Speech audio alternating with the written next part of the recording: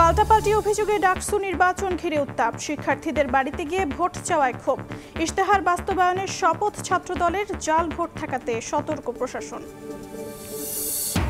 Vote নিয়ে অযাচিতভাবে শঙ্কা সৃষ্টি করছে কিছু রাজনৈতিক দল, বলছে বিএনপি।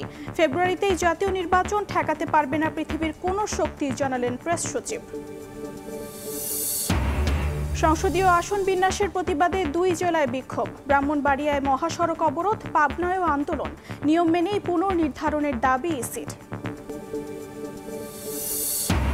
শেখ হাসিনার আমলে রক্ষা হয় দিল্লির স্বার্থ, মৃত্যুর 7 মাস আগে জবানবন্দি দিয়ে গেছেন বদরুদ্দিন ওমর। ট্রাইব্যুনালে দাখিলের সিদ্ধান্ত নেবেন চিফ প্রসিকিউটর। এবং আন্দোলনে ডিএসসিসি 40 দিন বন্ধ থাকলেও হাওয়া জ্বালানি খরচের 5 কোটি টাকা। চালক থেকে শুরু করে ঊর্ধ্বতন কর্মকর্তাদের দুর্নীতির প্রমাণ দুদকের হাতে।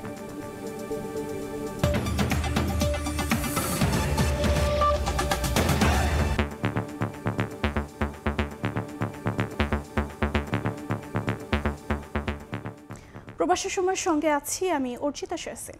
এবার ছাত্র সংসদ নির্বাচনের খবর।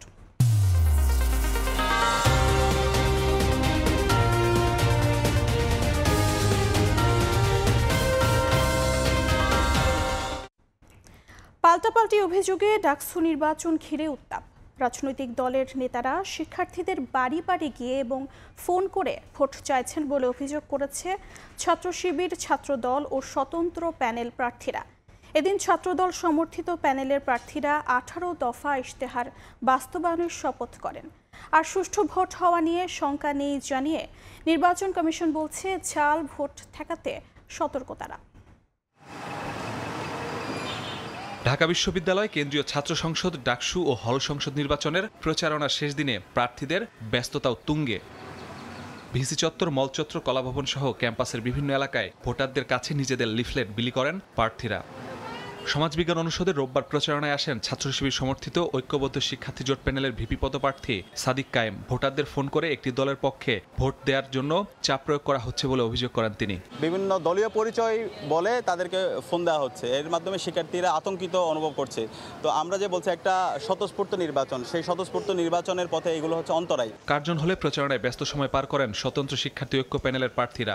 এ সময় ভিপি প্রার্থী উমামা ফাতেমাও রাজনৈতিক দলের নেতাদের শিক্ষার্থীদের ফোন করে ভোট চাওয়া নিয়ে সমালোচনা করেন। স্বাভাবিকভাবে যদি ইলেকশনটা হয়, স্টুডেন্টরা নিজের মধ্য থেকে যাতে সিদ্ধান্ত নিতে পারে। আমরা শুধু এটাই বলবো যে এখানে বর্তমানে যে ছাত্র সংসদ ইলেকশনটি হচ্ছে সেটার ব্যাপারে আমাদের রাজনৈতিক সংগঠনগুলোর হস্তক্ষেপ আমাদের বন্ধ করতে হবে। এদিকে ঐতিহাসিক বটতলায় ছাত্রদল সমর্থিত ডাকসু ও হল সংসদের 205 জন প্রার্থী শপথ পাঠ করেন। নির্বাচিত হলে সাম্য, মানবিক মর্যাদা ও শিক্ষার্থী বান্ধব ঢাকা বিশ্ববিদ্যালয় গড়ে তোলার অঙ্গীকারের শপথ পাঠ করান ভিপি প্রার্থী আবিদুল ইসলাম খান। গণ অভ্যুত্থানের আকাঙ্ক্ষাকে ধারণ করি গড়ে তুলি একটি সাম্য, মানবিক মর্যাদা ও শিক্ষার্থী বান্ধব ঢাকা বিশ্ববিদ্যালয়। পরে কলাভবনের সামনে থেকে শুরু হয় ছাত্রদলের প্যানেলের প্রচারণা। জিএস প্রার্থী শেখ তানভীর বাড়ি হামিম পাল্টা অভিযোগ করেন প্রত্যেকটি রাজনৈতিক দল, এমনকি স্বতন্ত্র প্রার্থীদের পক্ষেও ভোট চাওয়া হচ্ছে। প্রত্যেক দলের লোকজনই ভোট চাচ্ছে, বিভিন্ন স্বতন্ত্র প্রার্থীর পক্ষে অনেকে ভোট চাচ্ছে ফোন দিয়ে। সুতরাং এটা নির্বাচন কেন্দ্রিকতা হচ্ছে, কিন্তু আপনার শিক্ষার্থীরা ভালোভাবে নিচ্ছে না, এজন্য আমরা প্রতিবাদ করেছি।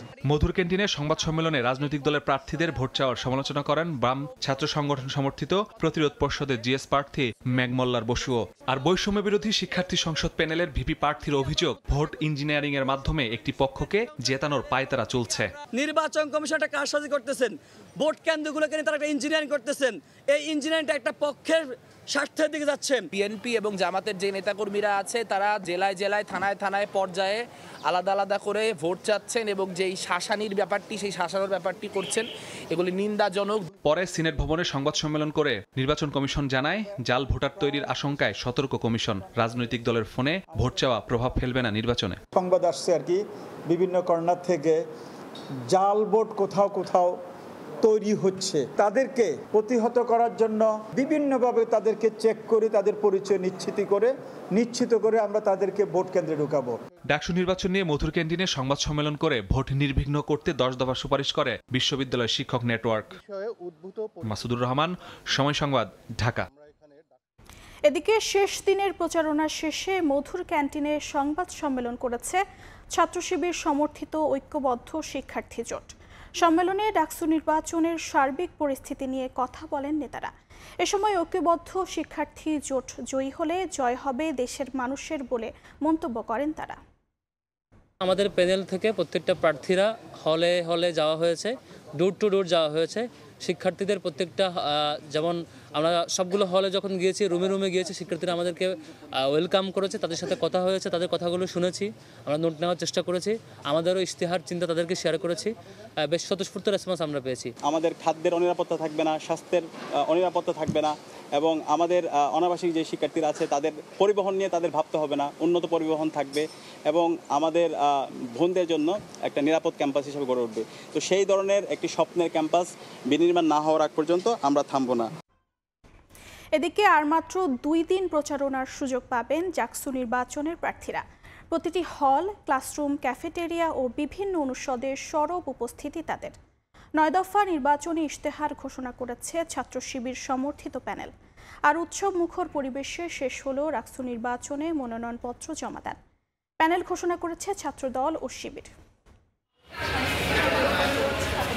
বিশ্ববিদ্যালয় ক্যাম্পাস, ক্লাসরুম, চায়ের দোকান কিংবা সহপাঠীদের আড্ডা, সবখানেই ছাত্র সংসদ ও হল সংসদ নির্বাচনের উত্তাপ। চলছে বিরামহীন প্রচারণা। বিভিন্ন গ্রুপে ভাগ হয়ে শিক্ষার্থীদের কাছে ভোট চাইছেন প্যানেলভুক্ত ও স্বতন্ত্র প্রার্থীরা।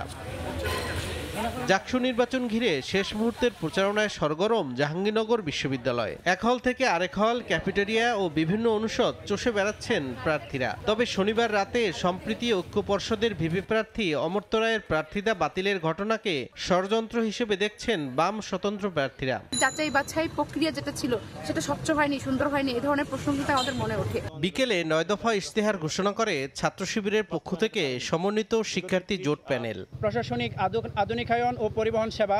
এদিকে রাজশাহী বিশ্ববিদ্যালয় কেন্দ্রীয় ছাত্র সংসদ ডাকসু নির্বাচনে মনোনয়ন ফর্ম সংগ্রহের শেষ দিনে উৎসবমুখর পরিবেশে মনোনয়নপত্র সংগ্রহ করে জমা দেন বিভিন্ন প্যানেলের প্রার্থীরা। রোববার 23 সদস্যের আলাদা প্যানেল ঘোষণা করে ছাত্রদল ও শিবির। ছাত্র সংসদের ছাত্রদলের প্যানেলের ভিপি পদে মনোনীত হয়েছেন শেখ নুরুদ্দিন আবির, সাধারণ সম্পাদক পদে নাফিউল জীবন। সম্মিলিত শিক্ষার্থী জোটের ভিপি হিসেবে নির্বাচন করবেন মোস্তাকুর রহমান জাহিদ, জিএস হিসেবে নির্বাচন করবেন ফাহিম রেজা। ডাকসু নির্বাচনে প্রার্থীদের মনোনয়ন যাচাই বাছাই করা হবে 8 থেকে 9 সেপ্টেম্বর। প্রাথমিক প্রার্থী তালিকা ঘোষণা করা হবে 10 সেপ্টেম্বর। ডাকসু নির্বাচন অনুষ্ঠিত হওয়ার কথা রয়েছে 25 সেপ্টেম্বর। তৌফিক মাহমুদ, সময় সংবাদ। খুব শিগগিরই দেশে ফিরছেন তারেক রহমান। তিনি দেশে ফিরলে বিএনপির নির্বাচনের প্রায় অর্ধেক কাজই শেষ হয়ে যাবে বলে জানিয়েছেন দলটির স্থায়ী কমিটির সদস্য সালাউদ্দিন আহমদ। কিছু রাজনৈতিক দল নির্বাচন নিয়ে অযাচিতভাবে শঙ্কা সৃষ্টি করছে বলে মন্তব্য করেছেন বিএনপি মহাসচিব মির্জা ফখরুল ইসলাম আলমগীর।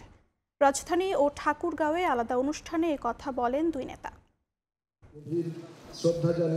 সংবিধান সংস্কার, পিয়ার কিংবা গণপরিষদ নির্বাচন সহ বিভিন্ন ইস্যুতে রাজনৈতিক অঙ্গনের বিতর্ক শেষ হচ্ছে না। নির্বাচনের সময়সীমা নির্ধারণ হলেও নানা ইস্যুতে দলগুলোর মতপার্থক্য থাকায় জটিলতার আশঙ্কা কাটেনি এখনো। আজকের অনুষ্ঠানের রোববার ডিপ্লোমা ইঞ্জিনিয়ার্স ইনস্টিটিউশন মিলনায়তনে এক আলোচনা সভায় বিএনপির স্থায়ী কমিটির সদস্য সালাউদ্দিন আহমদ বলেন, দেশের নির্বাচনী আমেজ তৈরি হয়েছে, শিগগিরই ফিরছেন তারেক রহমান। তার ফেরায় বিএনপির নির্বাচনের অনেক কাজই শেষ হয়ে যাবে। এর পথে যারাই কাটা বিছানোর চেষ্টা করবেন তাদের সকলের উদ্দেশ্যে নসিহত হচ্ছে, আমরা এখন নির্বাচনী আবহের মধ্যে আছি। অতি শিগগির আমাদের নেতা জনাব তারেক রহমান বাংলাদেশে প্রত্যাবর্তন করবেন। আমরা বিএনপির পক্ষ থেকে সেই দিনই নির্বাচনের অর্ধেক কার্য ইনশাআল্লাহ সমাপ্ত করতে পারব। সেটা কি, সারা বাংলাদেশে আমাদের নির্বাচনের প্রচারণা হয়ে যাবে। এদিন ঢাকেশ্বরী মন্দিরে সনাতন হিন্দু সম্প্রদায়ের নেতৃবৃন্দের সঙ্গে শুভেচ্ছা বিনিময় অনুষ্ঠানে যোগ দেন বিএনপি নেতা সালাউদ্দিন আহমদ। বিভিন্নভাবে সাম্প্রদায়িক সম্প্রীতি বিনষ্টের জন্য কিছু চক্রান্ত গড়ে উঠছে, যার সবকিছুর একটা উদ্দেশ্য হচ্ছে বাংলাদেশের শান্তিপূর্ণ পরিবেশ বিনষ্টের মধ্য দিয়ে আগামী নির্বাচনকে যাতে বাধাগ্রস্ত করতে পারে। কোনো রকমের সাম্প্রদায়িক সম্প্রীতি বিনষ্টের জন্য যারাই চেষ্টা করবে তাদেরকে শক্ত হাতে প্রতিহত করা হবে। ঠাকুরগাঁও সরকারি বালক উচ্চ বিদ্যালয় মাঠে জেলা বিএনপির দ্বিবার্ষিক সম্মেলনস্থল পরিদর্শন করেন বিএনপি মহাসচিব মির্জা ফখরুল ইসলাম আলমগীর। এ সময় তিনি বলেন, জাতীয় নির্বাচন নিয়ে কয়েকটি মহল অযথা শঙ্কা সৃষ্টি করছে। দেশের মানুষ তা সমর্থন করবে না, বরং যথাসময়ে নির্বাচন অনুষ্ঠিত হবে। কিছু সংখ্যক ব্যক্তি অথবা রাজনৈতিক দল তারা অযথা অযাচিতভাবে এই শঙ্কা সৃষ্টি করবার চেষ্টা করছেন। বাংলাদেশের মানুষ সেই সমস্ত আপনার দূরভিসন্ধিতে তারা সমর্থন করবে না। যথাসময়ে নির্বাচন অনুষ্ঠিত হবে। সোমবার ঠাকুরগাঁও জেলা বিএনপির দ্বিবার্ষিক সম্মেলনে প্রধান অতিথি হিসেবে ভার্চুয়ালি যুক্ত থাকার কথা রয়েছে দলটির ভারপ্রাপ্ত চেয়ারম্যান তারেক রহমানের। আহমেদ সালেহিন, সময় সংবাদ, ঢাকা। ফেব্রুয়ারির প্রথমার্ধে হবে নির্বাচন, পৃথিবীর কোনো শক্তি ঠেকাতে পারবে না, একথা জানিয়েছেন প্রধান উপদেষ্টার প্রেস সচিব শফিকুল আলম। ঝটিকা মিছিল ঠেকাতে সরকার নজরদারি বাড়ানোর সিদ্ধান্ত নিয়েছে বলেও জানান তিনি। রোববার বিকেলে ফরেন সার্ভিস একাডেমিতে সংবাদ সম্মেলনে প্রেস সচিব জানান, সরকারের উচ্চ পর্যায়ের বৈঠকে সাম্প্রতিক নানা বিষয়ে আলোচনা হয়েছে।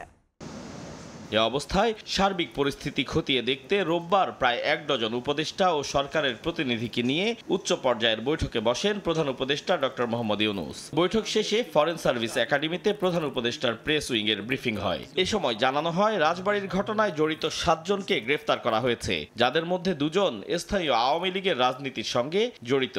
পুলিশ এবং প্রশাসনের গাড়ি ভাঙচুর, মাজার ভাঙচুর, কবর থেকে লাশ উত্তোলন এবং লাশ পড়িয়ে ফেলা, এই 4টা ঘটনার ভিডিও ফুটেজগুলো বিশ্লেষণ করে এ পর্যন্ত 7 জনকে গ্রেপ্তার করা হয়েছে।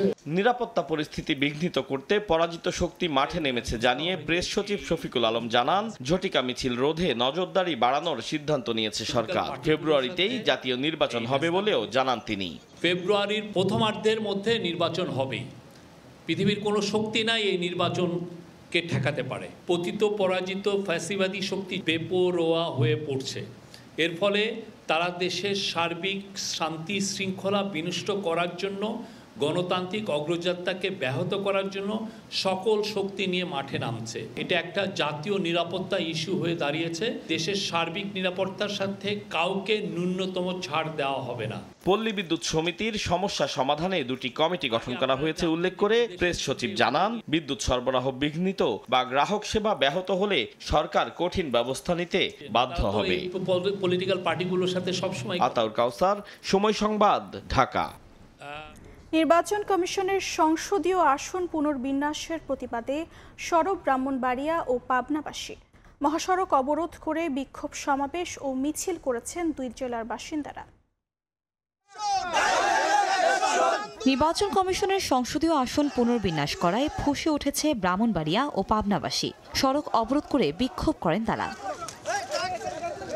সদর ও বিজয়নগর উপজেলা নিয়ে ব্রাহ্মণবাড়িয়া 2 ও 3 আসনের সীমানা পুনর্বিন্যাসের প্রতিবাদে রোববার সকালে ঢাকা সিলেট মহাসড়ক অবরোধ করেন স্থানীয়রা। এরপর সেখানে বিক্ষোভ মিছিল ও প্রতিবাদ সমাবেশ করেন তারা। এতে মহাসড়কটির 2 পাশে 20 কিলোমিটার এলাকা জুড়ে আটকা পড়ে অসংখ্য যানবাহন। যানজটে দুর্ভোগে পড়েন পরিবহন যাত্রী ও চালকরা। আন্দোলনকারীরা বলছেন, হরসপুর ইউনিয়নকে পূর্বের অবস্থায় রেখে চান্দুরা ও বুধনন্দীকে ব্রাহ্মণবাড়িয়া 2 আসনের সঙ্গে যুক্ত করা হয়, কিন্তু ভৌগোলিক দূরত্ব দাবি করে এই আসনটির সঙ্গে থাকতে চাচ্ছেন না তারা। আগের আসন ব্রাহ্মণবাড়িয়া 3-এ পুনর্বহালের দাবি এলাকাবাসীর। আমাদের দাবি স্পষ্ট, আমরা অখণ্ড বিজয়নগর চাই। এদিকে পাবনা 1 আসনেও পুনর্বহালের দাবিতে ঢাকা পাবনা মহাসড়ক অবরোধ করে বিক্ষোভ করেন বেড়া উপজেলার বাসিন্দারা। সকাল 10টা থেকে দুপুর 1টা পর্যন্ত বন্ধ থাকে যান চলাচল। তারা বলছেন, সম্পূর্ণ অন্যায়ভাবে বেড়া উপজেলাকে আলাদা করে পাবনা 2 আসনের সঙ্গে যুক্ত করা হয়েছে, কিন্তু এই উপজেলার জনগণের ব্যবসা বাণিজ্য সহ নানা কারণে সাথিয়ার সঙ্গে যুক্ত। পুনর্বহল যদি না হয়, পরবর্তী আমাদের যে কাজ এবং রাস্তাঘাট, স্কুল, কলেজ এবং রাস্তা দিয়ে জনগণ যাওয়া বন্ধ করে দেবে। বেড়া সাথিয়া নিয়ে আগে ছিল পাবনা 1 আসন। গত 4 সেপ্টেম্বর পুনর্বিন্যাস করে শুধু সাথিয়া নিয়ে আসনটি ঘোষণা করা হয়, আর বেড়াকে সুজানগরের সঙ্গে যুক্ত করা হয় পাবনা 2 আসনে। কনক আজাদ, সময় সংবাদ। এখন পর্যন্ত ভোটের পরিবেশ শতভাগ অনুকূলে রয়েছে দাবি করে নির্বাচন কমিশনার আনোয়ারুল ইসলাম সরকার বলেন, ভোট না হওয়ার কোনো কারণ নেই। সংসদীয় আসন বিন্যাস প্রসঙ্গে বলেন, আইন মেনে ও নিরপেক্ষতা বজায় রেখে সীমানা পুনর্নির্ধারণ করা হয়েছে। এ নিয়ে আন্দোলন কিংবা কর্মসূচির ভিত্তি নেই বলেও মনে করেন তিনি।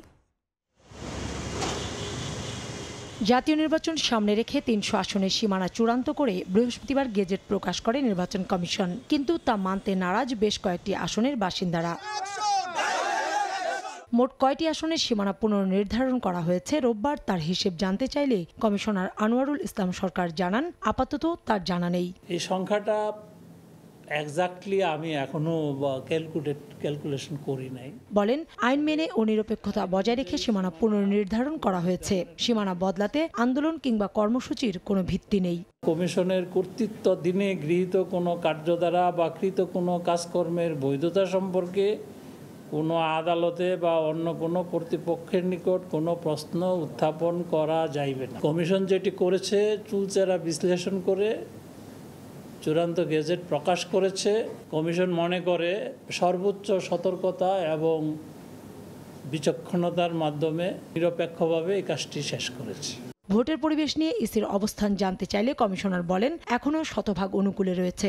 আমরা তো ভোট না হওয়ার মতো প্রতিকূল তো কোনো অবস্থা এখন পর্যন্ত আমাদের কাছে মনে হচ্ছে না। শতভাগ অনুকূলে আছে আমরা মনে করি, কমিশন মনে করে না। আরও জানান, চলতি মাসেই দেয়া হবে নতুন দলের নিবন্ধন। এর আগে অংশীজনদের সঙ্গে সংলাপে বসবে ইসি। তখন একটা উপধারা সংশোধন। কাউসার চৌধুরী কুমু, সময় সংবাদ, ঢাকা। বিগত 3 নির্বাচন ভুলে ফেব্রুয়ারিতে উৎসব মুখর পরিবেশে শান্তিপূর্ণ নির্বাচনের প্রত্যয় ব্যক্ত করেছেন স্বরাষ্ট্র উপদেষ্টা মোহাম্মদ জাহাঙ্গীর আলম চৌধুরী। রাজনৈতিক দলের নেতাদের তোষামোদি না করে পুলিশকে জনগণের জন্য কাজ করার পরামর্শ দেন তিনি। রোববার সকালে রাজারবাগে পুলিশের নির্বাচনী প্রশিক্ষণ কর্মসূচির উদ্বোধন অনুষ্ঠানে এসব কথা বলেন স্বরাষ্ট্র উপদেষ্টা। আমরা দেশে এগিয়ে আসছে জাতীয় নির্বাচন। ফেব্রুয়ারিতে অনুষ্ঠিত হতে যাওয়া নির্বাচন সামনে রেখে হাতে নেওয়া হয়েছে পুলিশের প্রশিক্ষণ কর্মসূচি। রোববার সকালে কর্মসূচির উদ্বোধন অনুষ্ঠান হয় রাজারবাগে। অনুষ্ঠানে প্রধান উপদেষ্টার বিশেষ সহকারী খোদা বক্স চৌধুরী বলেন, অভ্যুত্থানের পর পুলিশের চূড়ান্ত পরীক্ষা হবে আসন্ন নির্বাচন। আর চাপের মধ্যে নিরপেক্ষভাবে দায়িত্ব পালন করতে পুলিশ সদস্যদের প্রতি আহ্বান আইজিপির। এই প্রশিক্ষণের মধ্য দিয়ে আমরা জানব কিভাবে চাপের মধ্যেও নিরপেক্ষ থাকা যায়। জুলাই আগস্টের পর আমরা যে নতুন প্রেক্ষিতে এই সংগঠনটাকে আমাদের দেশের মানুষের কাছে উপস্থাপন করতে যাচ্ছি, তার চূড়ান্ত পরীক্ষা হবে নির্বাচন। বিগত 3 নির্বাচন মাথা থেকে ঝেড়ে ফেলে একটি সুন্দর, সুষ্ঠু ও নিরপেক্ষ নির্বাচন জাতিকে উপহার দিতে পুলিশ বাহিনীর সদস্যদের নির্দেশ দেন স্বরাষ্ট্র উপদেষ্টা। যে নির্বাচনটা কিন্তু শুধু আইন শৃঙ্খলা বাহিনীর উপর নির্ভর করে না, এটার কতগুলি স্টেক হোল্ডার রয়ে গেছে। এটার মধ্যে একটা হলো জনগণ, তারা কিভাবে পার্টিসিপেট করতে চায়। সবচেয়ে বড় স্টেক হোল্ডার যদি বলেন পলিটিক্যাল পার্টি। ফেব্রুয়ারি মাসে যে নির্বাচনটা হবে এটা যেন শান্তিপূর্ণ এবং উৎসব মুখর পরিবেশে হয়। 14, 18, 24 নির্বাচন ওটা মাথা থেকে মুছে ফেলবেন। এবারে নির্বাচনে 1.5 লাখ পুলিশ দায়িত্ব পালন করবে বলে জানায় পুলিশ সদর দফতর। রোববার থেকে তাদের কয়েক ধাপে শুরু হওয়া প্রশিক্ষণ শেষ হবে 15 ডিসেম্বর। মাহদি ইসলাম ধ্রুব, সময় সংবাদ, ঢাকা।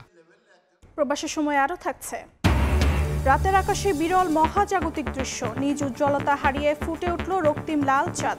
বিশ্বের নানা প্রান্তে ব্লাড মুন উপভোগ করলেন দর্শনার্থীরা। প্রখ্যাত লেখক, শিক্ষক, বুদ্ধিজীবী এবং রাজনীতিবিদ বদরুদ্দিন উমরের মৃত্যুতে শোকগ্রস্ত সহকর্মীরা। আজ সকাল 10টায় কেন্দ্রীয় শহীদ মিনারে সর্বস্তরের মানুষের শ্রদ্ধা নিবেদনের জন্য রাখা হবে তার মরদেহ। পরে সমাহিত করা হবে জুরাইন কবরস্থানে। প্রজন্মকে আলোকিত করা প্রজ্ঞাপান ব্যক্তিত্ব, বাম ধারার রাজনীতিবিদ, লেখক ও চিন্তাবিদ বদরুদ্দিন ওমর। 94 বছর বয়সে শেষ হলো তার আলো ছড়ানো জীবন।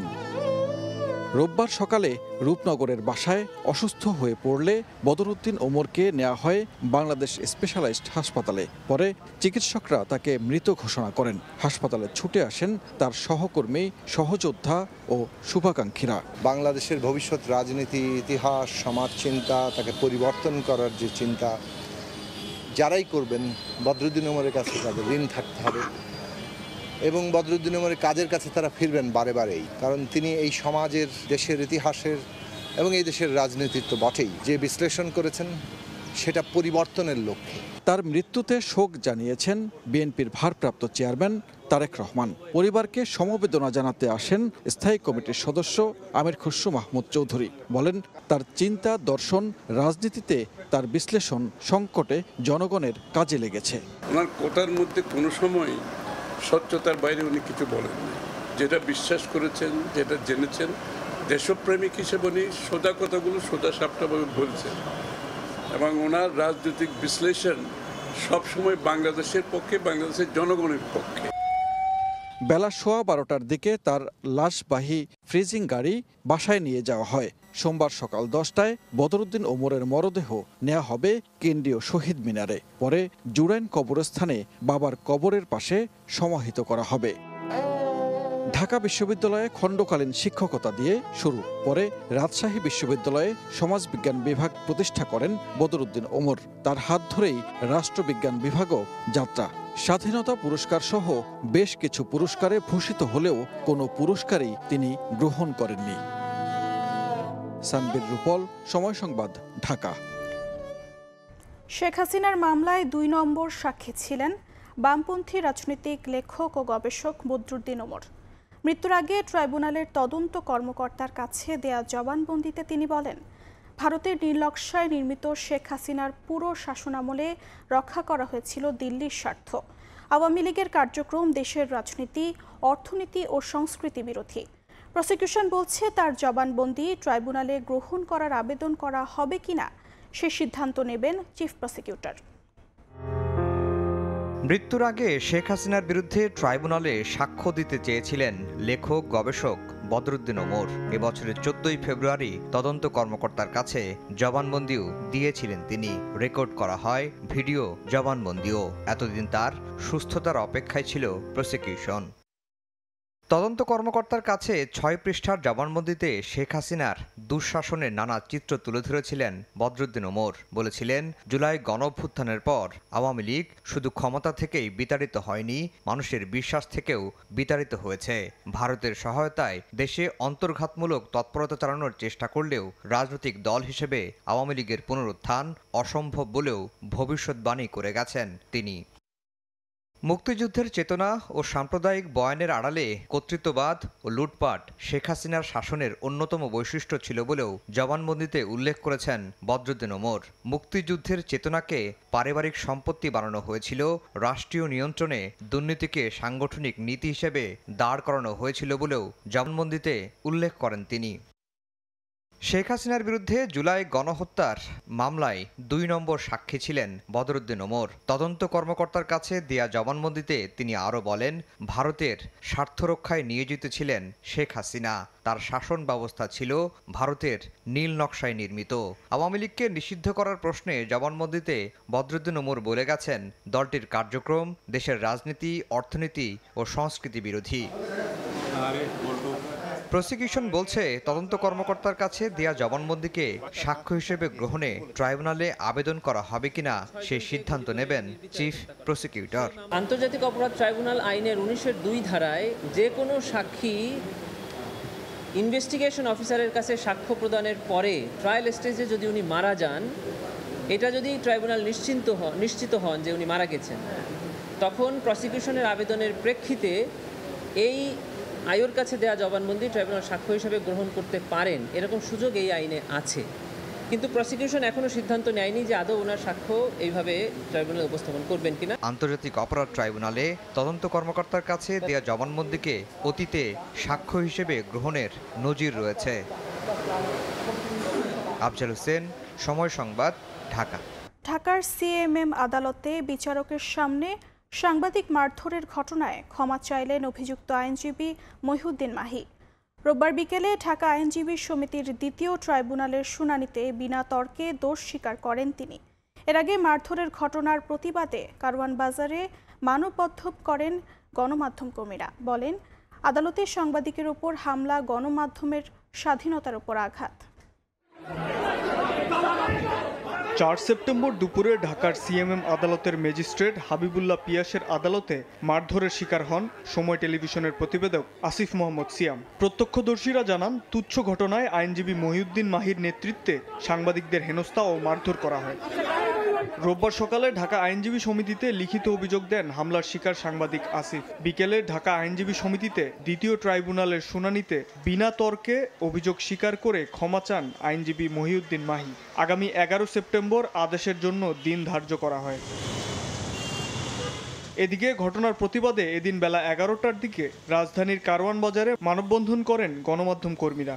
কর্মসূচিতে বিভিন্ন গণমাধ্যম কর্মীরা উপস্থিত ছিলেন। বিচারকের সামনে সাংবাদিকের উপর হামলা গণমাধ্যমের স্বাধীনতার উপর আঘাত বলে মনে করেন সাংবাদিকরা। আমরা আসলে এমন দেশ চাইনি যে দেশে সাংবাদিককে মারবে হচ্ছে আইনজীবী এবং সেটি এজলাসের ভিতরে। আজকে আমরা এখানে দাঁড়িয়েছি প্রতিবাদ এবং লজ্জা নিয়ে। আমাদের প্রতিবাদ হচ্ছে গণমাধ্যম কর্মী হিসেবে কেন আমাদের এখনো মার খেতে হচ্ছে। বৃহস্পতিবার যেটি ঘটলো এটি তো একেবারে ন্যাক্কারজনক ঘটনা। দায়ী আইনজীবীর বিরুদ্ধে দ্রুত দৃষ্টান্তমূলক শাস্তি দাবি জানানো হয়। যখন একজন সাংবাদিকের উপর একজন আইনজীবী হামলা করে, সেটা আসলে আদালতই একজন সাংবাদিকের উপর হামলা করে। দিন শেষে বিচারকের কাছেই বিচার চাই।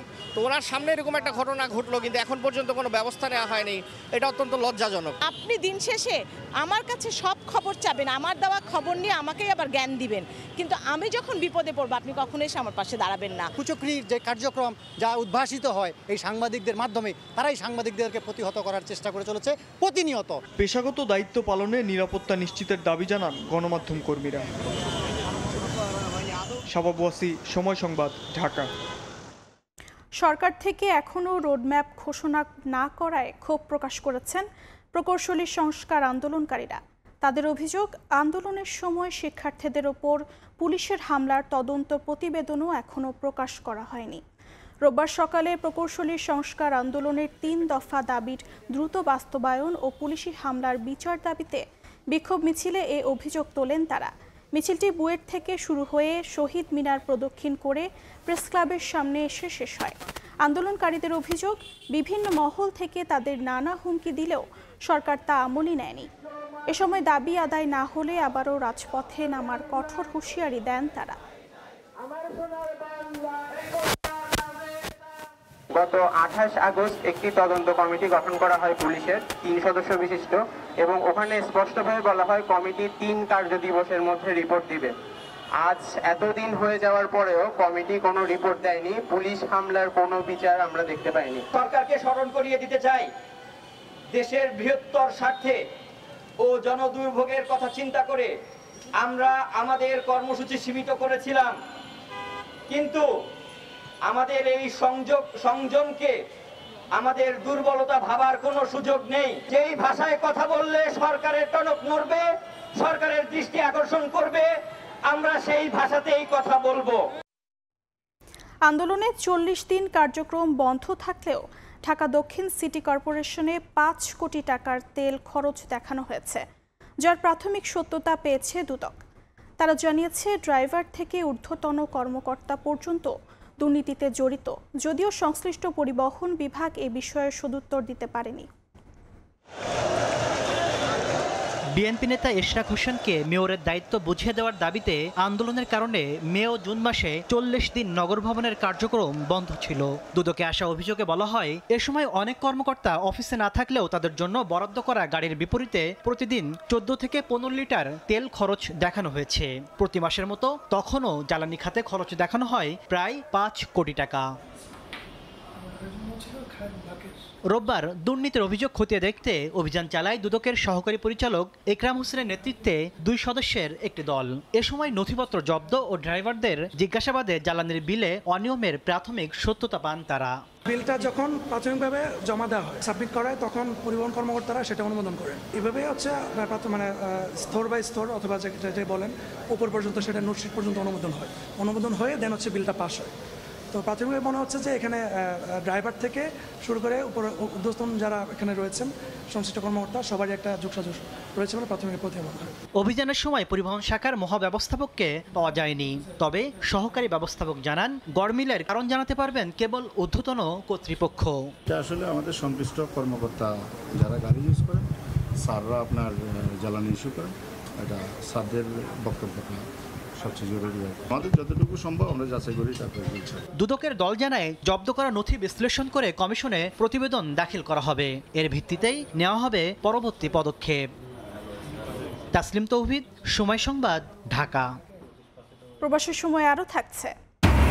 এশিয়া কাপ খেলতে লিটনের নেতৃত্বে আবুধাবি পৌঁছল বাংলাদেশ ক্রিকেট দলের একাংশ। রাতে গেছেন তাসকিন ফিজরা। চ্যাম্পিয়ন হওয়ার লক্ষ্য বলে গেলেন জাকের। কূটনৈতিক দক্ষতার অভাবে ঝুলে আছে রোহিঙ্গা প্রত্যাবাসন, এমনটাই বলছেন বিশ্লেষকরা। তাদের মতে সংকট সমাধানে জাতিসংঘ সাধারণ অধিবেশনের ফাঁকে হতে যাওয়া উচ্চ পর্যায়ের সম্মেলন বাংলাদেশের সামনে বড় সুযোগ।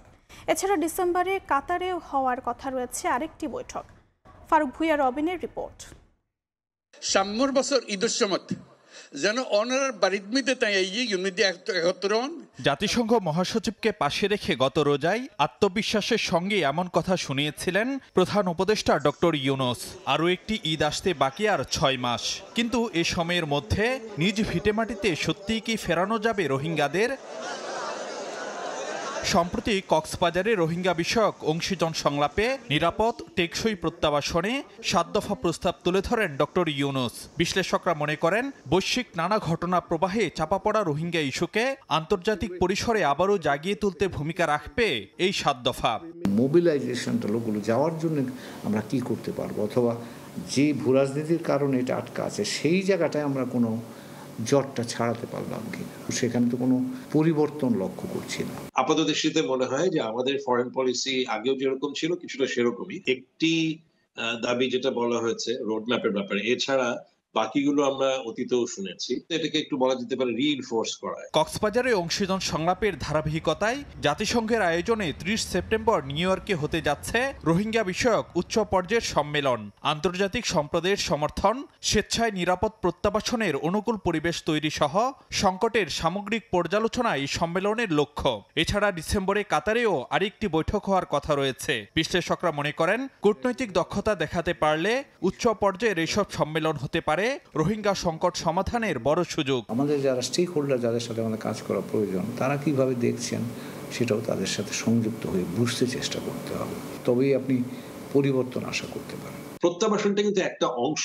মিয়ানমারের অবস্থার একটা পরিবর্তন হতে হবে, যে তারা রোহিঙ্গাদেরকে তাদের নিজেদের নাগরিক হিসেবে গ্রহণ করার জায়গাটা তৈরি হতে হবে। এদিকে গত সপ্তাহে প্রধান উপদেষ্টার সঙ্গে সাক্ষাৎ করেন দক্ষিণ পূর্ব এশিয়ার দেশগুলোর সাবেক ও বর্তমান আইন প্রণেতাদের প্ল্যাটফর্ম এপিএচআর প্রতিনিধিরা।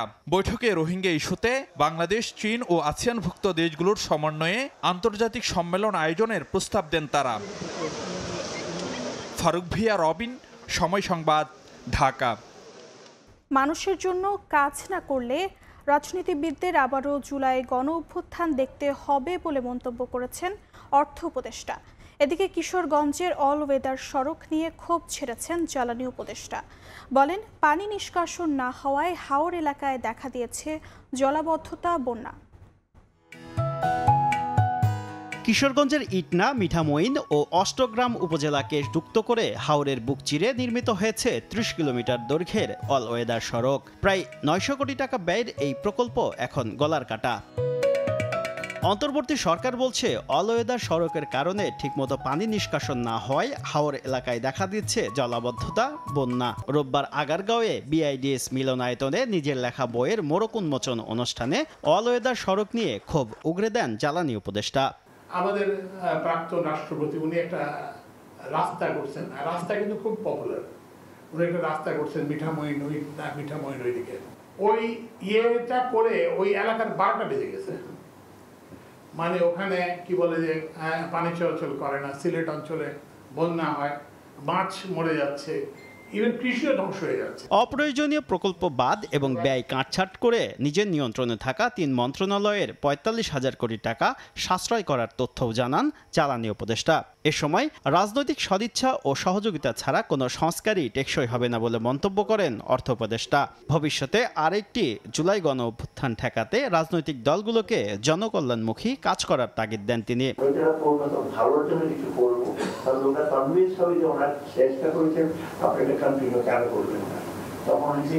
এই যে অগাস্টের যে আন্দোলন দেখছেন জুলাই আগস্টে, এই আন্দোলন ভবিষ্যতে আপনারা দেখবেন। এ সময় সরকারের পদে পদে সমস্যা গভীর হয়ে গেছে উল্লেখ করে চাইলেই 1.5 বছরে সংস্কার করা সম্ভব নয় বলে মন্তব্য করেন পরিবেশ উপদেষ্টা।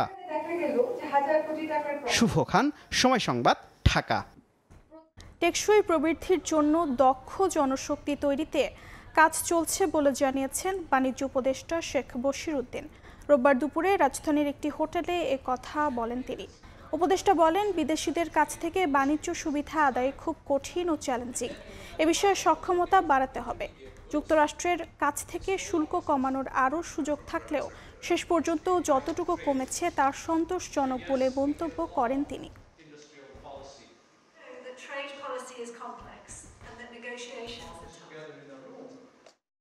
Will provide the foundations for institutionalizing trade negotiation expertise and aligning it with Bangladesh's ambitious trade agenda. The Ministry of Commerce reaffirms its commitment to supporting your efforts, fostering continuous learning, and creating opportunities to strengthen this vital expertise. Trade negotiations pool, organized under the leadership of Ministry of Commerce with technical supports from UNDP in partnership with FCDO, was only the beginning of a long journey. রাতের আকাশে রক্তিম সৌন্দর্য, পূর্ণ চন্দ্রগ্রহণে লালচে রূপ নিয়েছে চাঁদ। ভারত, চীন আর আফ্রিকার পশ্চিমাঞ্চল থেকে একেবারে স্পষ্টভাবে দেখা গেছে এ ব্লাড মুন। ইউরোপ, মধ্যপ্রাচ্য আর অস্ট্রেলিয়া থেকেও উপভোগ করেছেন দর্শকরা। রোববার মধ্যরাত থেকে আকাশ জুড়ে ফুটে ওঠে এক বিরল মহাজাগতিক দৃশ্য। পৃথিবীর ছায়ায় ঢাকা পড়ে চাঁদ ধীরে ধীরে নিজ উজ্জ্বলতা হারিয়ে রূপ নেয় রক্তিম আভায়। প্রায় 82 মিনিট স্থায়ী এই গ্রহণে বিশ্বের বিভিন্ন অংশ থেকে স্পষ্টভাবে দেখা গেছে ব্লাড মুন। ভারতের আকাশ জুড়েও স্পষ্ট দেখা গেছে এই দৃশ্য। দিল্লি, মুম্বাই, বেঙ্গালুরু, হায়দ্রাবাদ আর চেন্নাই সহ দেশটির প্রায় সব বড় শহর থেকেই আকাশপ্রেমীরা উপভোগ করেন চন্দ্রগ্রহণের প্রতিটি ধাপ। কেউ বাসার ছাদে বসে, অনেকের হাতে ছিল টেলিস্কোপ আর ক্যামেরা, কেউ আবার মোবাইলের স্ক্রিনেই ধরে রেখেছেন মহাজাগতিক এই খেলা। মধ্যপ্রাচ্যের আকাশেও দারুণভাবে ধরা দিয়েছে পূর্ণ চন্দ্রগ্রহণ। ভিড় জমে পর্যবেক্ষণ কেন্দ্রে। দুবাইতে আয়োজন করা হয় বিশেষ ক্যাম্প, যেখানে চাঁদ আর বুর্জ খলিফার একই ফ্রেমে ছবি তোলেন আন্তর্জাতিক ফটোগ্রাফাররা। অন্যদিকে জেরুজালেমের পুরানো শহরের ঐতিহাসিক প্রাচীর ঘিরে দেখা গেছে লালচে আভায় মোড়া চাঁদের অসাধারণ দৃশ্য। তুরস্কের রাজধানী আঙ্কারার আকাশে ধরা পড়ে চন্দ্রগ্রহণের এক অনন্য দৃশ্য। ক্যামেরার ফ্রেমে দেখা যায় লালচে আভামণ্ডলে মোড়ানো চাঁদের সামনে দিয়ে এগিয়ে যাচ্ছে বিমানের অবয়ব। অস্ট্রেলিয়ার সিডনির আকাশেও দেখা গেছে এই পূর্ণ চন্দ্রগ্রহণ। তবে এই সৌন্দর্য থেকে বঞ্চিত হয়েছেন উত্তর আমেরিকার বাসিন্দারা। তাদের অপেক্ষা করতে হবে 2026 সালের মার্চ পর্যন্ত। অন্যদিকে জাপানে প্রায় 3 বছর পর দেখা মেলে পূর্ণ চন্দ্রগ্রহণের। গ্রহণ ঘিরে নানা কুসংস্কার থাকলেও এই দৃশ্যকে ভয়ের নয়, বিস্ময় হিসেবেই দেখছেন জ্যোতির্বিদরা। অনেক দেশেই আবার বিভিন্ন ধর্মীয় আচার অনুষ্ঠান পালিত হয় গ্রহণ ঘিরে। ইয়াসমিন অনন্যা, সময় সংবাদ। বাংলাদেশ থেকে দেখা গেল ব্লাড মুন বা রক্তিম চাঁদ। রোববার রাতে কালচে লাল রঙের রূপ নেয় এই চাঁদ। এই মহাজাগতিক দৃশ্য দেখতে বাসার ছাদ ছাড়াও সড়কে অবস্থান নেন রাজধানীবাসী। আকাশের দিকে তাকিয়ে মুগ্ধ হয়ে উপভোগ করেন বিরল এই দৃশ্য। অনেকে ক্যামেরা বন্দী করেন চন্দ্রগ্রহণের প্রতিটি ধাপ।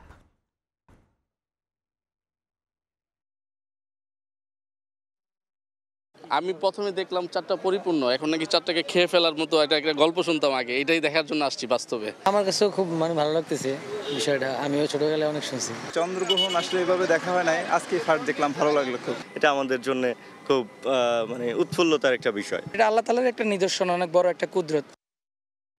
অবশেষে পদত্যাগ করলেন জাপানের প্রধানমন্ত্রী শিগেরু ইশিবা। রোববার লিবারেল ডেমোক্রেটিক পার্টির সভাপতির পদ ছাড়ার ঘোষণা দেন তিনি। এ সময় বিভিন্ন খাতে নিজের ব্যর্থতার কথা স্বীকার করেন শিগেরু। জানান, দল ভাঙার ঝুঁকি এড়াতেই এমন পদক্ষেপ। গত বছরের অক্টোবরে লিবারেল ডেমোক্রেটিক পার্টি এলডিপি সভাপতি পদে আসীন হন শিগেরু ইশিবা। জাপানের প্রধানমন্ত্রী হিসেবে 1 বছরেরও কম সময়ে তার নেতৃত্বে জোট সরকার হারায় 2 কক্ষেরই সংখ্যাগরিষ্ঠতা। এ পরিস্থিতিতে শনিবার রাতে সাবেক প্রধানমন্ত্রী ইয়োশিহিদে সুগা ও কৃষিমন্ত্রী শিনজিরো কোইজুমির সঙ্গে বৈঠকের পর এলডিপির সভাপতি পদ থেকে সরে দাঁড়ানোর সিদ্ধান্ত নেন ইশিবা। দলের ভেতর ক্রমবর্ধমান বিভাজন ঠেকাতেই তাকে পদত্যাগে রাজি করানো হয়। এরই ধারাবাহিকতায় রোববার প্রধানমন্ত্রী পদ থেকে পদত্যাগের ঘোষণা দেন শিগেরু ইশিবা। এ সময় জুলাইয়ের নির্বাচনে উচ্চকক্ষে তার দল পিছিয়ে পড়ার দায় নিজের মাথায় তুলে নেন তিনি। এলডিপি প্রধান হিসেবে প্রত্যাশা পূরণ করতে না পারার জন্য গভীর অনুশোচনা প্রকাশ করেন। পাশাপাশি পরবর্তীতে লিবারেল ডেমোক্রেটিক পার্টির প্রেসিডেন্সিয়াল নির্বাচনে অংশ না নেওয়ার প্রতিশ্রুতি ব্যক্ত করেন তিনি। এদিন যুক্তরাষ্ট্রের সঙ্গে শুল্ক ইস্যুতে ইশিবা জানান, চুক্তি বাস্তবায়নে ছিল তার প্রধান লক্ষ্য। তবে প্রেসিডেন্ট ট্রাম্প গাড়ি আমদানির শুল্ক কমানোর ঘোষণা দিলেও ওষুধ ও সেমিকন্ডাক্টর খাত নিয়ে এখনও চূড়ান্ত সিদ্ধান্ত হয়নি। ফলে নতুন নেতৃত্বের সামনে রাজনৈতিক অনিশ্চয়তার পাশাপাশি অর্থনৈতিক চাপও বহাল থাকছে। উত্তরসূরির প্রতি তাই যুক্তরাষ্ট্রের সঙ্গে সম্পর্ক জোরদার করার আহ্বান জানান তিনি। এখন আলোচনায় আসছে সম্ভাব্য উত্তরসূরি। একদিকে আছেন কনজারভেটিভ নেতা সানায়ে তাকাইচি, যিনি গতবার রান অফে ইশিবার কাছে হেরে গিয়েছিলেন। অন্যদিকে আছেন তরুণ কৃষিমন্ত্রী শিনজিরো কোইজুমি। বিশেষজ্ঞদের মতে তাকাইচির বিস্তৃত ব্যয়নীতি ও সুদের বিষয়ে সতর্ক অবস্থান আন্তর্জাতিক বাজারে প্রভাব ফেলতে পারে। সাদিয়া তাসনিম, সময় সংবাদ। ইতালির ভেনিসে ধর্মীয় ভাবগাম্ভীর্যের মধ্য দিয়ে পালিত হলো পবিত্র ঈদে মিলাদুন্নবী। মহানবী হযরত মুহাম্মদ সাল্লাল্লাহু আলাইহি ওয়াসাল্লামের জন্ম ও মৃত্যুদিন উপলক্ষে আয়োজন করা হয় কোরআন তেলাওয়াত, হামদ, নাত ও ইসলামী সঙ্গীত। শিশু কিশোরদের অংশগ্রহণে আয়োজিত এসব প্রতিযোগিতায় বিজয়ীদের হাতে তুলে দেয়া হয় পুরস্কার। ধর্মীয় অনুশীলন ও নতুন প্রজন্মের মাঝে ইসলামী মূল্যবোধ ছড়িয়ে দিতে ভেনিস ছাড়াও বিভিন্ন শহরে এ বিশেষ দিনটি পালন করা হয়। এছাড়া রোমে বাংলাদেশ দূতাবাস এবং মিলান বাংলাদেশ কনসুলেটও ঈদে মিলাদুন্নবী যথাযোগ্য মর্যাদায় পালন করা হয়। সুইজারল্যান্ডের ইন্টারলাকেনে অনুষ্ঠিত ৩২তম আন্তর্জাতিক ম্যারাথনে দেশের পতাকা হাতে দৌড়ালেন প্রবাসী বাংলাদেশি দৌড়বিদ শিবশঙ্কর পাল। জার্মানির মিউনিখে বসবাসরত এই বাংলাদেশি ৪২ কিলোমিটার পাহাড়ি পথ পেরিয়ে ফিনিশিং লাইন স্পর্শ করেন। শিবশঙ্কর সময় নেন ৩.৫ ঘন্টারও কম। শনিবার হয়ে যাওয়া এই প্রতিযোগিতায় বিশ্বের ৬৬টিরও বেশি দেশের প্রায় ৩৫০০ অ্যাথলেট অংশ নেন। বিশ্বমঞ্চে বাংলাদেশের পতাকা তুলে ধরতে পেরে উচ্ছ্বাস প্রকাশ করেন তিনি।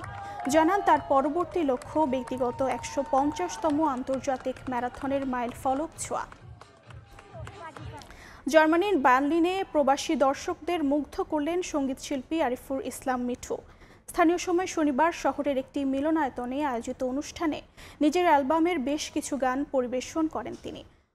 ছন্দে গজল ও কবিতায় মন শীর্ষক এ আয়োজনে গজল ও কবিতায় ভরপুর পরিবেশনা উপভোগ করেন দর্শকরা। এদিন প্রবাসী বাংলাদেশি শিল্পীরা নাচ গান পরিবেশনার পাশাপাশি কবিতা আবৃত্তি করেন। অনুষ্ঠানটি সঞ্চালনা করেন মাইন চৌধুরী পিটু, মিতালি মুখার্জি ও রাহুল। শিল্পী মিঠু জানান, প্রবাসীদের ভালোবাসায় তাকে অনুপ্রেরণা দেয়। ফ্রাঙ্কফুর্ট ও হামবুর্গেও গান পরিবেশনা করবেন তিনি। এশিয়া কাপে অংশ নিতে আরব আমিরাতের আবুধাবি পৌঁছেছে বাংলাদেশ ক্রিকেট দলের একাংশ। স্থানীয় সময় দুপুরে দুবাই পৌঁছে বাসযোগে আবুধাবি যান লিটন সাইফরা। এ সময় হাস্যোজ্জ্বল অবস্থায় দেখা গেলেও টাইগারদের জন্য বড় চ্যালেঞ্জ হতে যাচ্ছে আবুধাবির অসহনীয় গরম। রাতে অনুশীলনের সময় নির্ধারিত হলেও ক্রিকেটাররা কতটুকু মানিয়ে নিতে পারবেন সেটাই বড় প্রশ্ন। সংযুক্ত আরব আমিরাত থেকে বিস্তারিত জানাচ্ছেন সাব্বির মিথুন। দর্শক, ক্রিকেটারদের সঙ্গে সময় সংবাদও আজকে অবস্থান করছে আবুধাবিতে এবং সকাল থেকে যেমনটা আমরা দেখেছি এই টুর্নামেন্টের ভেন্যুতে বাংলাদেশ দলের একটা বড় চ্যালেঞ্জের নাম হতে পারে এখানকার তাপমাত্রা। আপনারা যেমনটা জানেন, এরই মধ্যে টুর্নামেন্ট কমিটি ম্যাচের সময় বদলে দিলেও সেই বদলে যাওয়ার সময়ও আসলে ক্রিকেটাররা কতটুকু মানিয়ে নিতে পারবে এশিয়া কাপকে সামনে রেখে অনুশীলন শুরু করবে টিম বাংলাদেশ এবং সেই অনুশীলনের সময় নির্ধারণ করা হয়েছে সন্ধ্যার পরে। যদিও বা সেই সন্ধ্যার পরে যে তাপমাত্রা থাকে সেখানেও আসলে ফুল ইন্টেন্সে প্র্যাকটিস করাটা আসলে কতটুকু মানানসই হবে বা ক্রিকেটাররা সেটাতে কতটুকু অভ্যস্ত হতে পারবে ম্যাচের আগে, সেটাও একটা বড় প্রশ্ন। এবং সেই প্রশ্নকে সঙ্গী করেই বাংলাদেশ দল 2 ভাগে যখন এই আবুধাবিতে পা রাখলো, তখন তাদের সামনে হাতে যে কয়েকটা দিন রয়েছে সেখানে বড় চ্যালেঞ্জটা হবে এখানের কন্ডিশনের সঙ্গে মানিয়ে নেওয়া। এবং সেই কন্ডিশনের সঙ্গে মানিয়ে নিতে কোচিং স্টাফের অধীনে যখন অনুশীলন শুরু করবে, তখনই আসলে বোঝা যাবে যে বাংলাদেশ দলের এই তাপমাত্রায় মানিয়ে নেওয়াটা কতটা কঠিন হতে পারে। এরই মধ্যে ইন্ডিয়া টিম কিন্তু অনেক আগেই চলে এসেছে এই ম্যাচ ভেন্যুতে এবং তারা এখানে গত 4 সেপ্টেম্বর থেকে ক্যাম্প শুরু করে দিয়েছে। এছাড়াও পাকিস্তান, আফগানিস্তান, আরব আমিরাতকে নিয়ে একটা ট্রাই নেশন সিরিজ খেলছে। অর্থাৎ এই 4টি দলের কাছে কিন্তু এই কন্ডিশনের সঙ্গে মানিয়ে নেওয়াটা কিছুটা সহজ হবে। অন্যদিকে বাংলাদেশ দলের সামনে চ্যালেঞ্জ হবে যে এই আফগানিস্তান, যারা কিনা এই কন্ডিশনের সঙ্গে খুব বেশি পরিচিত, তাদের অ্যাগেইনস্টে এশিয়া কাপের গ্রুপ পর্বে কেমন করতে পারে। যদিও বা আবুধাবিতে কোনো ম্যাচ খেলার সুযোগ পায়নি আফগানিস্তান, সবগুলো ম্যাচই শারজাতে হচ্ছে, তবে এই কন্ডিশনের সাথে কিছুটা মিল থাকায় আফগানিস্তান কিছুটা আপার হ্যান্ডে থাকবে, এটা আসলে বলাই যায়। বাংলাদেশ দল, বিশেষ করে আমি যদি বলি বাংলাদেশের পেস ইউনিট, তাদের সামনেই আসলে চ্যালেঞ্জটা বেশি, কারণ এই ধরনের তাপমাত্রায় আসলে ফুল ইন্টেন্সিটি নিয়ে বোলিং করাটা আসলে যে কঠিন হবে সেটা আসলে বোঝাই যাচ্ছে। এখন এই পেসাররা কতটুকু মানিয়ে নিতে পারবে তার উপরে আসলে অনেকাংশে নির্ভর করবে এই এশিয়া কাপে বাংলাদেশ দলের ভবিষ্যৎ। সংযুক্ত আরব আমিরাত থেকে সাব্বির মিথুন, সময় সংবাদ। এর আগে সকালে এবং সন্ধ্যায় 2 ধাপে সংযুক্ত আরব আমিরাতের আবুধাবির উদ্দেশ্যে রওনা হয় বাংলাদেশ ক্রিকেট দল। এ সময় বিমানবন্দরে শিরোপা জয়ের প্রত্যয় ব্যক্ত করে গেছেন জাকের আলী অনেক। বড় মঞ্চে নিজেদের প্রমাণের অপেক্ষায় সাইফ জাকেররা। কঠিন হলেও এবার শিরোপা ভিন্ন কিছুই ভাবছে না টাইগাররা। 11 সেপ্টেম্বর নিজেদের প্রথম ম্যাচে হংকংকে হারিয়ে এশিয়া কাপে শুভ সূচনা করার প্রত্যাশা এই ব্যাটারের। সাইফ হাসানের সুযোগটা মিলেছে হুট করে, প্রমাণ করেছেন নিজেকে এখন দলের সঙ্গে এশিয়া কাপের লড়াইয়ে। ক্রিকেটারদের ভাগ্য এভাবেই বদলায়, তবে সেটা ধরে রাখাটাই চ্যালেঞ্জ। সাইফও নিশ্চয়ই জানেন বিষয়টা। এবারের এই এশিয়া কাপ সহজ নয় লিটন রিশাদদের জন্য। আফগানিস্তান আর শ্রীলঙ্কার মতো প্রতিপক্ষকে হারাতে না পারলে সেমিফাইনালের স্বপ্ন অধরাই থেকে যাবে। এবারের আসরে নেই পঞ্চপাণ্ডবদের কেউই, তবুও জাকের আলীর চোখে বড় স্বপ্ন। দেশ ছাড়ার আগে জানালেন দলের ভেতর পরিবেশটাও বেশ ভালো। মনে প্রাণে সবাই বিশ্বাস করি, আমরা ওইরকম মাইন্ডসেট নিয়ে যাচ্ছি, ইনশাল্লাহ আমরা চ্যাম্পিয়ন হওয়ার জন্য যাচ্ছি। ড্রেসিং রুমের অবস্থা সবসময় ভালো ছিল, ওভারঅল আমাদের প্রিপারেশন খুবই ভালো হয়েছে। ফিটনেস থেকে শুরু করে নেদারল্যান্ড সিরিজ ভালো করার চেষ্টা করব, আর প্রত্যেকটা ম্যাচে স্টেপ বাই স্টেপ ভালো করার চেষ্টা থাকবে, যেহেতু ভালো প্রিপারেশন হয়েছে। ওভারঅল যদি বলেন আমাদের মেইন লক্ষ্য চ্যাম্পিয়ন হওয়া। এই এশিয়া কাপের আগে প্রস্তুতিটাই বাংলাদেশের বড় শক্তি। জুলিয়ান উডের পাওয়ার হিটিং ট্রেনিংয়ে মিলেছে ভিন্ন মাত্রা। ইংলিশ এই কোচের অন্যতম পছন্দ জাকের আলী। ব্যাট হাতে তার প্রতিদান দেখার অপেক্ষায় জাকের নিজেও। জুলিয়ান আমাদের নিয়ে খুব ভালো কাজ করেছে, স্কিলগুলো খুব কাজে দিবে আশা করি। যে টেকনিকগুলো শিখিয়েছে কিংবা যে নতুন কিছু নিয়ে আসছে, যে ব্যাটগুলো, তো এই সুইংগুলো অবশ্যই কাজে দিবে। তো ভালো সময় পার করেছে। যদিও এশিয়া কাপের ম্যাচ ভেন্যু আবুধাবির শেখ জায়েদ স্টেডিয়ামে সুখস্মৃতি নেই বাংলাদেশের। এখানে খেলা 2 ম্যাচে হেরেছে টাইগাররা। 2021 সালে দক্ষিণ আফ্রিকার বিপক্ষে মাত্র 84 রানে গুটিয়ে যায় দল, যেটা এই মাঠে দ্বিতীয় সর্বনিম্ন। এছাড়া একাধিক ক্রিকেট বিশ্লেষকরা লিটনের দলকে দেখছেন না সেরা চারে। শঙ্কা থাকলেও মাঠের খেলাতেই ভরসা রাখতে চান জাকের। আলাদা না, just focus on our basics, that's it. কাউকে জবাব দেওয়ার কিছু নাই, আমরা আমাদের ক্রিকেট খেলবো, আমরা আমাদের বেস্ট ক্রিকেট খেলবো।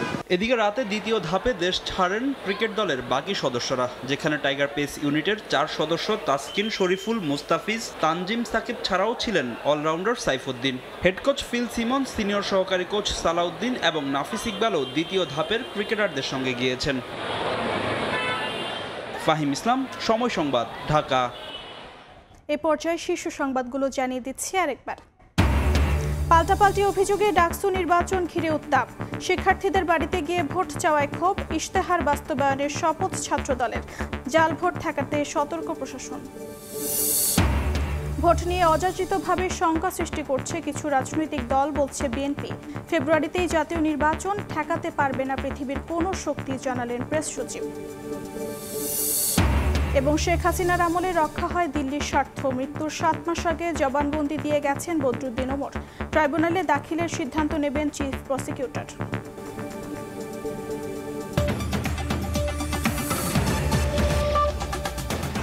এ ছিল প্রবাসের সময়, সঙ্গে থাকুন সময়।